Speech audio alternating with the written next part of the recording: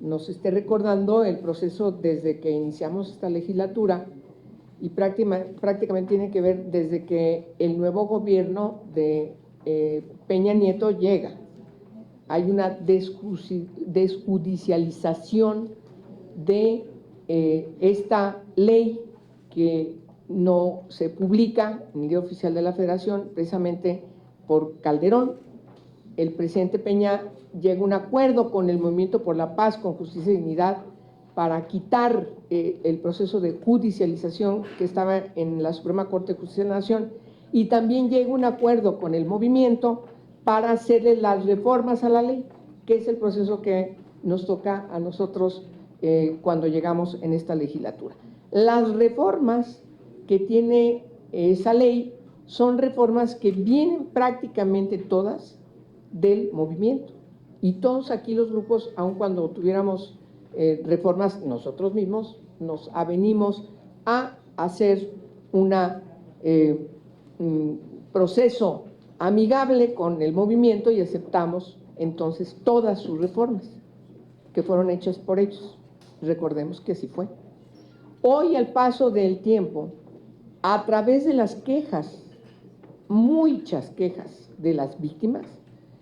se ha puesto otra vez en la palestra, principalísimamente el Senado, la necesidad de revisar la ley. Ha motivado a diversas iniciativas. El proyecto de dictamen tiene referencia de todas las iniciativas que a lo largo de todos estos años en que ha funcionado esta ley, con la Comisión Ejecutiva de Atención a Víctimas a la cabeza, se puede ver la gran cantidad de iniciativas que hay. Ciertamente una decisión de los grupos parlamentarios con las organizaciones,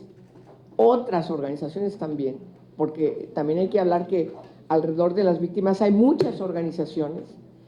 y decidimos junto con el gobierno, ante el desastre de la Comisión de Atención a Víctimas, y yo quiero recordar que la Comisión de Derechos Humanos tuvimos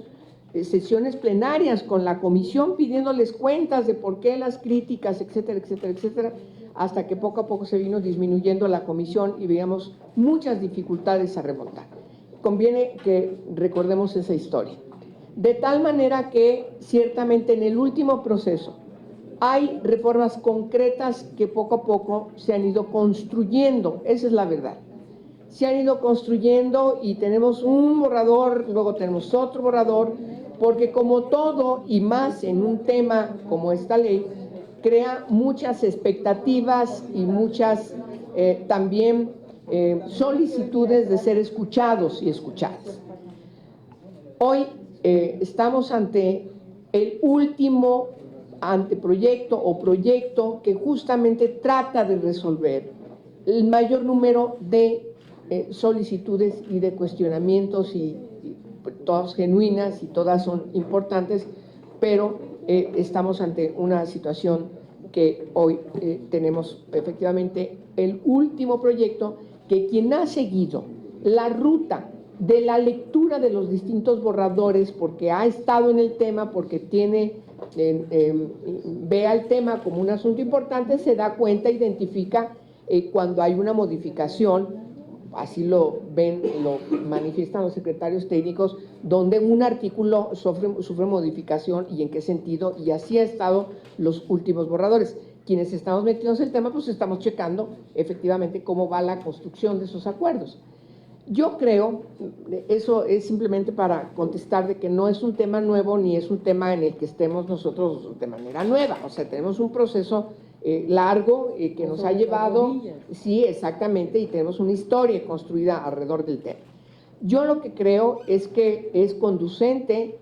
no es cualquier tema, sabemos la gran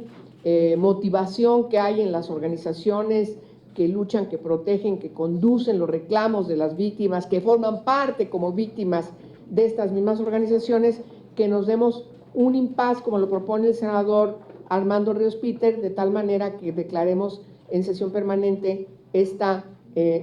asamblea de comisiones unidas y ajustemos inclusive con nuestros propios grupos parlamentarios los últimos ajustes derivados de las últimas negociaciones, de tal manera que yo apoyaré. Así es, o sea, a la hora que aquí se indique, presidenta, sí, y presidente. Tiene la palabra.